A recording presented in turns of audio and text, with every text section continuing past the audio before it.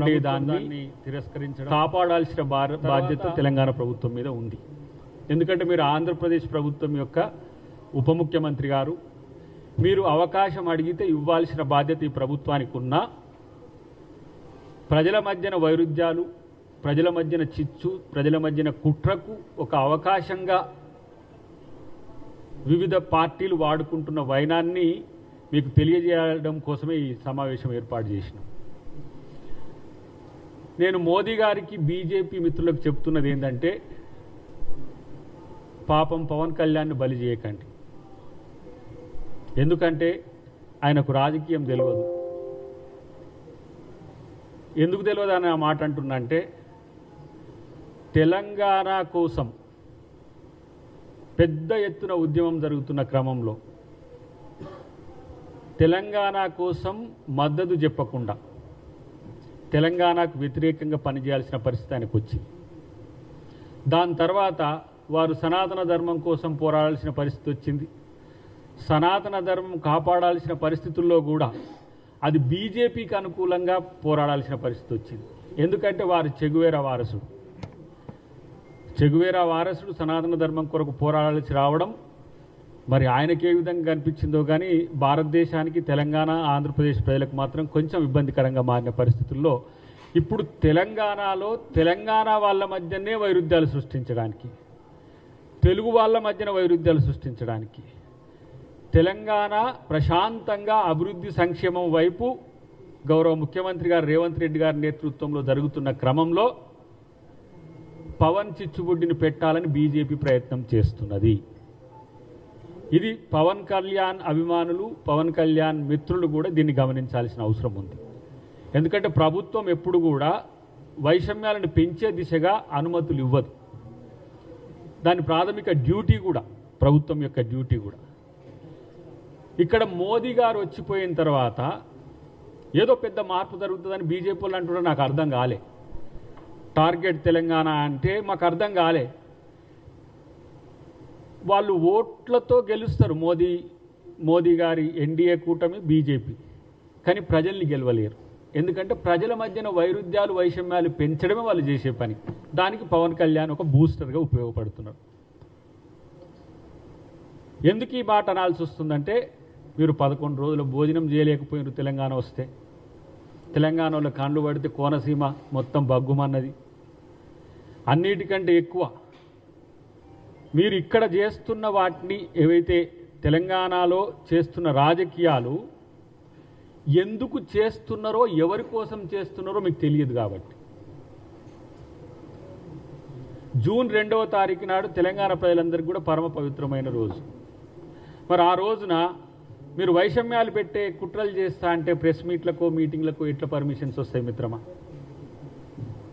అంటే తెలంగాణ సమాజం ఎడ్డిదనుకున్నారా, లేకపోతే తెలంగాణ సమాజం ఏమైనా తెలివి తక్కువదనుకొని ప్రయోగాలు తెలంగాణ మీద చేస్తున్నారా?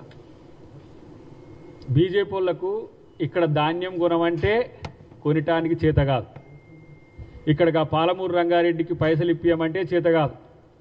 ప్రాణహిత చేవెళ్ల ప్రాజెక్టుకో తుమ్మిడిహెట్టు దగ్గరగా మహారాష్ట్రలతో మీ ప్రభుత్వం ఉంది, మాట్లాడి అక్కడ పర్మిషన్స్ ఇప్పియమంటే చేత కాదు. కనీసం మేం కొనే ధరకైనా ఎంఎస్పీకి మీరు ఒడ్లు కొనండి అని చెప్తే కూడా చేత కాదు. కానీ ఈరోజు సూటిగా ఒక అంశం మీకు చెప్తున్నా. బీఆర్ఎస్కు అనుకూలమైన రాజకీయాలు చేయడానికి బీజేపీ స్పాన్సర్డ్ ప్రోగ్రామే మన పవన్ కళ్యాణ్. బీఆర్ఎస్ తెలంగాణ ఆత్మగౌరవాన్ని ఎక్కడో తాకట్టు పెట్టి, వాళ్ళకు కూడా తెలియదు పాపం, వాళ్ళు భారత రాష్ట్ర సమితిని ఎందుకు పెట్టుకున్నారో కూడా తెలియదు. గుణాత్మకమైన మార్పు వాళ్ళకు మార్పు కోసం చేసుకురో తెలియదు. ఈరోజు తెలంగాణ సెంటిమెంట్ రగల్చడం ద్వారా మళ్ళీ మేము తెలంగాణ వాదులం అంటున్న భారత రాష్ట్ర సమితికి మేలు చేయడానికి బీజేపీ ఒక పథకం ప్రకారమే పవన్ కళ్యాణ్ గారిని ముందుకు తెచ్చిన మాట వాస్తవం.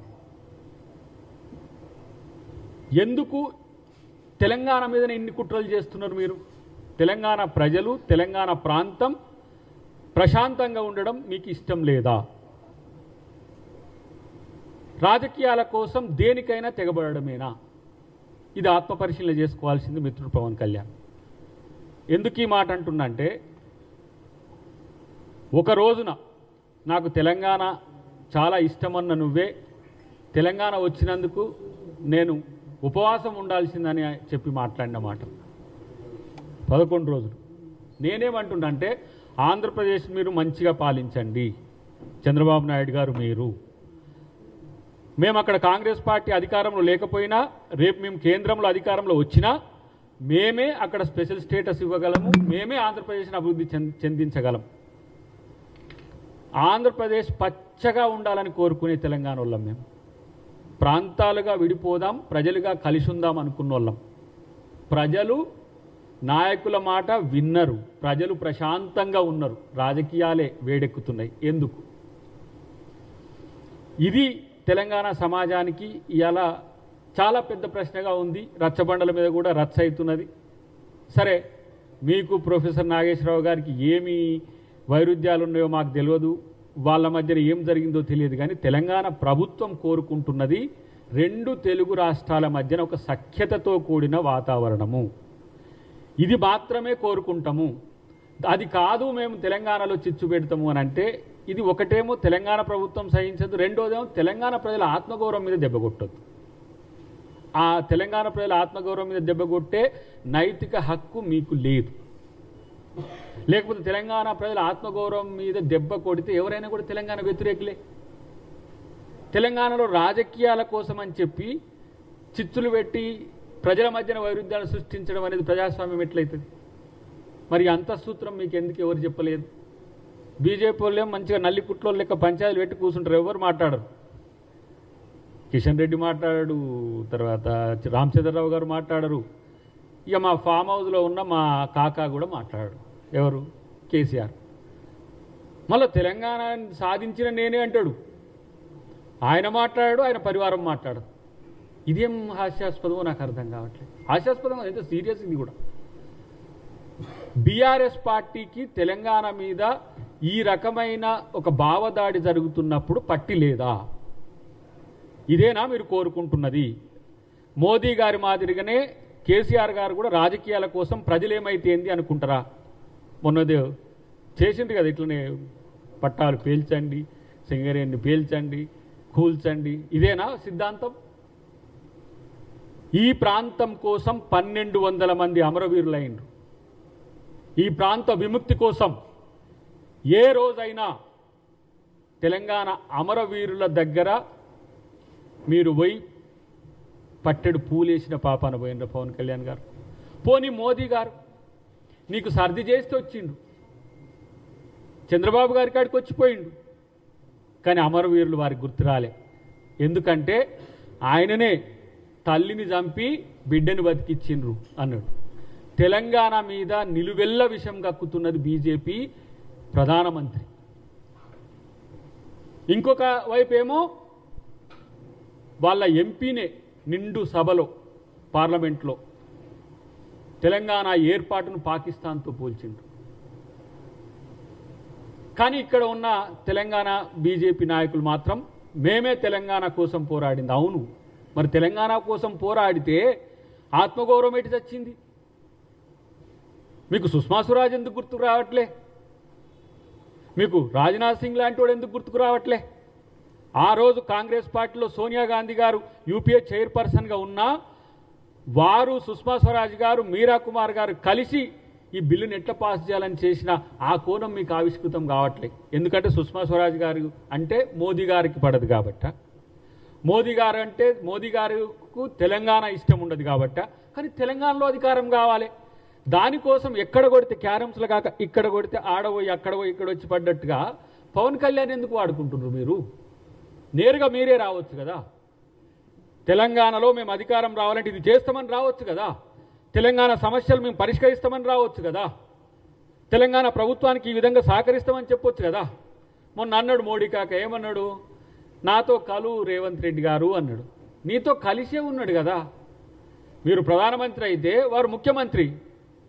లేదు, కొంతమంది మిత్రులు ఏమన్నారు, ఆయనతో అంటే బీజేపీలో ఎన్డీఏ కూటమిలో కలవాలంటే కాంగ్రెస్ ఎన్డీఏ కూటమిలో ఎట్లా కలుస్తుంది? రేవంత్ రెడ్డి గారి యొక్క లక్ష్యం కూడా ఏంటి? రాహుల్ గాంధీ గారిని ప్రధానమంత్రిని చేయాలి. మరి మోదీ గారు రాహుల్ గాంధీ గారిని ప్రధానమంత్రిని చేస్తాడా? చేయగలుగుతాడా? దానికి సిద్ధమైతే మరి మోదీతో కలుస్తాడు. రాహుల్ గాంధీ గారిని ప్రధానమంత్రి చేయడం మోదీ లక్ష్యం అయితే రేవంత్ రెడ్డి గారు మీకు సహకరిస్తాడు, మీతో కలిసి ఉంటాడు. కానీ తెలంగాణ సమాజం ఎటు పోతేంది, తెలంగాణ ప్రజల మధ్యన కొట్లాటలు ఏమైతేంది, తెలంగాణలో మళ్ళీ పూర్వపు కాలపు కొట్లాటలు కొనసాగితే నాకేంటి, నాకు మాత్రం అధికారం కావాలి అని. సేమ్ వెస్ట్ బెంగాల్లో ఇప్పుడు ఎట్లా జరుగుతుందో ఇలాంటి రాజనీతి, రాజ్యాంగ ధర్మం ఎట్లయితుంది? కనీసము కించిత్ ఆలోచించేటోళ్ళకైనా మీకు ప్రజాస్వామ్యయుత వాతావరణం ఉండడము ఇష్టం లేదు, ప్రజల మధ్యన వైరుధ్యాలు నిరంతరం కొనసాగాలి, మీరు గెలవాలి, ప్రజలు ఓడాలి. ఇది మాత్రం రాజ్యాంగం చెప్పలే మోదీ గారికైనా, పవన్ కళ్యాణ్ గారికైనా, ఇంకెవరికైనా. ప్రభుత్వంగా ఒక ప్రభుత్వ విప్పుగా నేను ఎందుకు ఈ పత్రికా సమావేశం లేకపోతే మీడియా సమావేశం పెట్టాల్సి వచ్చింది? మీరేమంటారు? నేరుగా నాకు తెలంగాణలో మీటింగ్ పెట్టుకునే అవకాశం లేదా అంటున్నారు. అంటే ప్రజలు కొట్లాడుకుంటట్టు నేను ప్రెస్ మీట్లు పెట్టుకుంటా, మీటింగ్లు పెట్టుకుంటా, కానీ నాకు పర్మిషన్ ఇవ్వాలి ప్రభుత్వం అని అంటున్నారు. ఇంత విధ్వంసకరమైన ఆలోచనలు మానుకోండి. మీకు తెలిస్తే అర్థం చేసుకోండి. ప్రభుత్వం తరపున ఒక ఉప ముఖ్యమంత్రిగా మీకు మేమిస్తున్న గౌరవంతో కూడిన ఇది సమాధానం. దీన్ని మరింత రాజకీయం చేయాలనే ఒక ఆలోచనతో మీ ఇంటర్నల్గా ఉంటే అది మీకు నష్టం తప్పితే మాకు కాదు. మీకు పర్మిషన్స్ ఎందుకు? మంచి ఉద్దేశాలతో పెడితే ఎందుకు ఇవ్వరు? ఒక ప్రజాసేవ కోసం నాయకుడు నేను వారాయి అని పెట్టి మన కొండగట్టు కాంచి బస్ యాత్ర చేస్తా అంటే పర్మిషన్ ఇవ్వలేదా నీకు? లేదు, నా అభిమానులను కలుసుకుంటా, నేను అట్లా చేస్తా, ఇట్లా చేస్తా, నేను తెలంగాణ ప్రజలకు సేవ చేస్తా అంటే నీకు పర్మిషన్స్ ఇవ్వలేదా? కానీ తెలంగాణ ప్రజలు కొట్టుకొని చావండి, నేను మీటింగ్ పెట్టుకుంటా అంటే మీటింగ్కు పర్మిషన్ ఇస్తే ఇది ప్రభుత్వమా ఏంటి?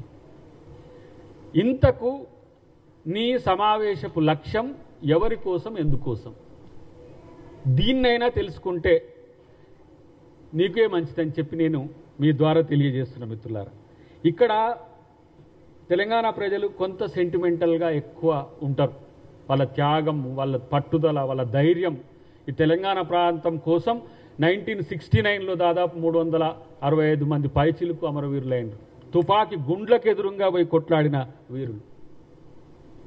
మొన్న కూడా అచేతనంగా ఉంటే అమరుడైనైనా సరే నేను తెలంగాణ ఉద్యమానికి ఉపయోగపడాలని ట్రైన్లకు ఎదురుగా వెళ్ళి అమరవీరులై కూడా ఉద్యమాన్ని వాళ్ళు కొనసాగించినది. ఇలాంటి త్యాగాలను అవమానపరచకండి, ఇలాంటి త్యాగాలను మననం చేసుకోండి. ఇలా ఇప్పుడు మేము ఉద్యమకారుల కోసం మేము కమిటీ వేసుకున్నాం, ఉద్యమకారులకు అవకాశం ఇస్తున్నాం. ఇలా శ్రీకాంతాచారి గారి తల్లికైతేంది, తర్వాత ఎవరైతే కుటుంబాలు నష్టపోయినారో వాళ్ళకు ఉద్యోగాలు కూడా ఇస్తున్నాం. ఏ రోజు కూడా మీరు తెలంగాణ ఉద్యమకారులకో, తెలంగాణ అమరవీరులకో, తెలంగాణ ప్రజలకో మీరు ఏ రోజు సహకరించినట్టుగా మీరు కనపడకుండా గత పుష్కర కాలంగా, అంటే దాదాపు 12వ సంవత్సరం ఇది, అప్పటి నుంచి లేని ఊసి ఇప్పుడు వస్తున్నదంటేనే ఏదో దీని వెనుక ఉంది అనేది ప్రజలకు వస్తున్న అనుమానం. కానీ మాకున్న కోణం ఏంటంటే బీజేపీ ఇలాంటి ప్రోత్సాహకాలు ఇవ్వడం అనేది ఎంత మేరకు సబబు అనేది వాళ్ళు ఆలోచించాల్సిన అవసరం ఉంది. బీఆర్ఎస్ చాలా వ్యూహాత్మకంగా మౌనంగా ఉంటున్నది. వాళ్ళు ఏమవుతుందంటే నా ఘర్కా నా ఘాట్కా అయింది. తెలంగాణ రాష్ట్ర సమితిని పెట్టుకొని వాళ్ళు 6-7 సంవత్సరాలు పరిపాలించేసరికి భారతదేశాన్ని కూడా ఇట్లనే చేయొచ్చు, ఇట్లనే దోచుకోవచ్చు అనుకున్న వాళ్ళు బీఆర్ఎస్ అని పెట్టుకున్నారు.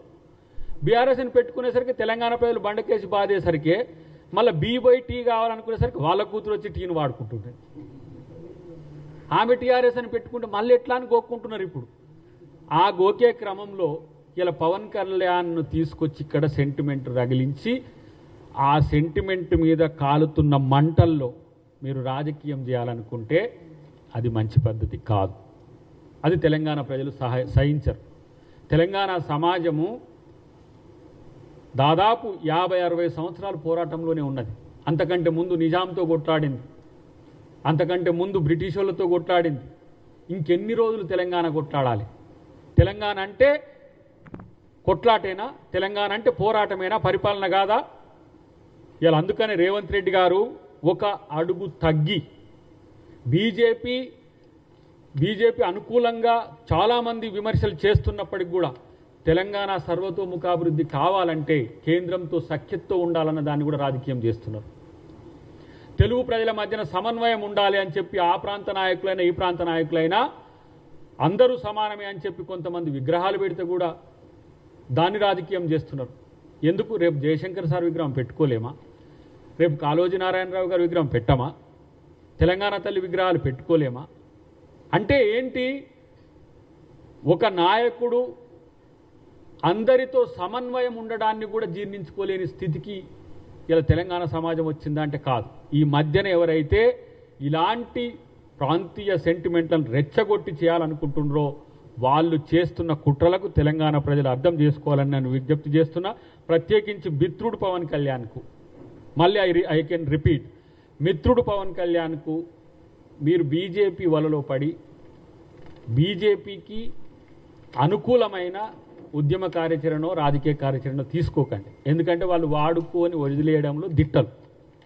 మీరు ఆ పంజాబ్ కాంచి రండి, లేకపోతే కాశ్మీర్ కాంచి కూడా రండి.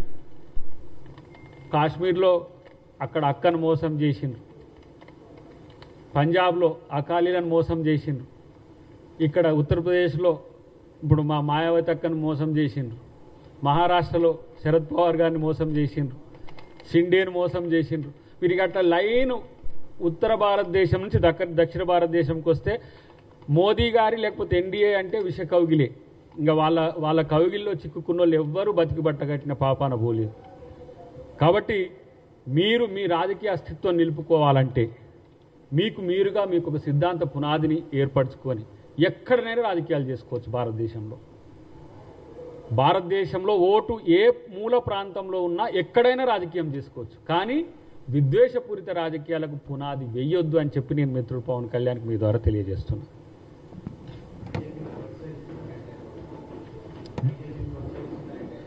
డెఫినెట్గా ఆయన వచ్చి కలిసిపోయినాకనే, మోదీ గారు వచ్చి కలిసిపోయినాకనే ఈ తరహా రాజకీయాలకు వాళ్ళు తెరలేపుతున్నారు. అది కాదని చెప్పి బీజేపీ వాళ్ళని చెప్పమారండి. అది కాదని చెప్పి మోదీ చెప్పగలుగుతాడా? ఒకవేళ అట్లా చేస్తే బీజేపీ సీరియస్గా ఖండించాలి కదా. అంటే తెలంగాణ బీజేపీ నాయకులు తెలంగాణ మీద ఇలాంటి భావదాడి జరుగుతున్న కామ్గా ఉండడాన్ని ఎట్లా అర్థం చేసుకోవాలి? నేను ఆరోపణ అనుకుందాం ఒక మాట, ఆధారాలు లేని ఆరోపణలు అయితే ఆరోపణలకు సమాధానాలు లేవు అనంటే వాళ్ళు దాని మౌనం అర్ధాంగీకారమే కదా. సమాధానం చెప్పాల్సిన అవసరం ఉంది కదా. ఇప్పుడు కేసీఆర్ అంటే చెప్పట్లేడు, పోనీ అటువైపు కేటీఆర్ పొద్దుగాలు లేస్తే మైక్ పట్టుకొని ఉంటాడు కదా, మైకాసురుడే కదా, రోజు పొద్దుగాలు లేస్తే మైకులు ఆయన వాళ్ళ బావ మొత్తం. మరి ఎందుకు వాళ్ళు దీని మీద స్పందిస్తలేరు? వరంగల్ మీటింగ్లో కేసీఆర్ పవన్ కళ్యాణ్ మీద మాటలు ఒక్కసారి చూడండి ఎట్లన్నాడు. ఎవరో సినిమా అయినట టాన్ టాన్ టాన్ అని ఏదేదో బండబూతులు తిట్టిండు.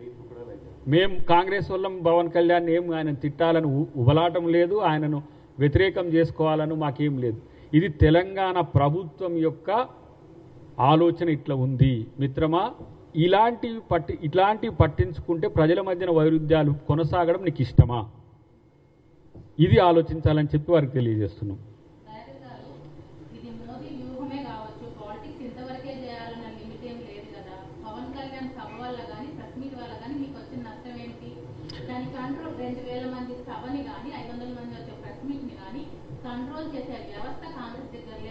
ఒక మాట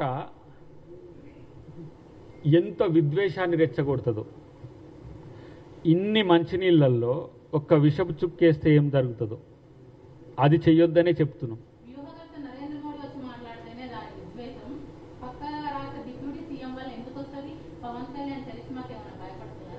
పవన్ కళ్యాణ్ చర్మిస్తాలో మాకేం సమస్య లేదమ్మా. వాళ్ళే పక్క రాష్ట్రంలోనే ఆయనను అక్కడ ఉప ముఖ్యమంత్రి చేసి, లేకపోతే విజయ్ లెక్క ముఖ్యమంత్రిని చేస్తున్నామో, కానీ ఆయనకు ఆ బలం లేదు, అది పక్కన పెట్టండి. కానీ ఇలాంటి ఒక అనాలోచిత కార్యాచరణ వల్ల ప్రజల మధ్యన వైరుధ్యాలు పెరుగుతున్న అంశాన్ని ప్రభుత్వంగా వారికి చెప్పాల్సిన బాధ్యత ఉంది మా మీద. కాబట్టి నేను ఆత్మరక్షణ కోసం నేను దాడి చేస్తా అంటే అర్థం ఉంటుంది, కానీ ఆత్మరక్షణ కాదు ఫలానోని కొడతానికి పోతా అంటే ఎవరైనా నువ్వు కొట్టమని చెప్తారా? ఇది కదా అంతఃసూత్రం తెలుసుకోవాలనేది. ఇంత మర్యాదపూర్వక ప్రెస్ మీట్ ఎందుకు ఉంటుంది వారి పట్ల? ఎందుకంటే ఇప్పుడు మేమేమైనా నెగిటివ్ మాట్లాడినా కూడా దాన్ని కాంగ్రెస్ పార్టీని కూడా పవన్ కళ్యాణ్కి వ్యతిరేకం అంటే ఇదేందో ఆంధ్రాకి వ్యతిరేకం అని చిత్రీకరించే ప్రయత్నం చేస్తారు. ఆంధ్రప్రదేశ్లో కాంగ్రెస్ ఎందుకు వ్యతిరేకం ఉంటుంది? మేమెందుకు? నేను ఫక్త్ తెలంగాణ ఉద్యమకారుని కదా నేను.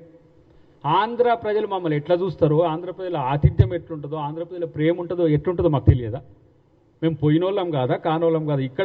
ఇక్కడ సమావేశాలు ఎట్లా ఏర్పాటు చేస్తే మేము పార్టిసిపేట్ చేస్తాం, ఆంధ్రప్రదేశ్లో కూడా అట్లనే మేము పార్టిసిపేట్ చేస్తాం. పోయి ఆంధ్ర ప్రజలు నిరంతరం కొట్లాడాలుకోవాలని మేము ఎప్పుడు ఆ ప్రయత్నాలు చేయమే. మా ముఖ్యమంత్రి గారు కూడా గతంలో షర్మిలమ్మ పెట్టిన మీటింగ్కి పోయి అక్కడ విశాఖపట్నంలో మాట్లాడిన తీరు మీరు గమనించండి. మీకెందుకు తెలంగాణ మీద కోపము? ఆంధ్రాను మేము ప్రేమిస్తున్నాము, ఎందుకు ప్రేమించము? ప్రాంతంగా విడిపోయినంత మాత్రాన ద్వేషించాలనా? అదేమన్నా రూల్ భారతదేశంలో అంతర్భాగం కాదా? ఇది సనాతన ధర్మ, సమాంతర ధర్మ, రాజ్యాంగ ధర్మ ఇట్లా ఉంటుంది. దీనికి భిన్నంగా వ్యవహరిస్తే మీరు ఏ ధర్మాన్ని పాటిస్తుండ్రో మీరు పునరాలోచించుకోమని చెప్పి మిత్రునికి తెలియజేస్తున్నాం.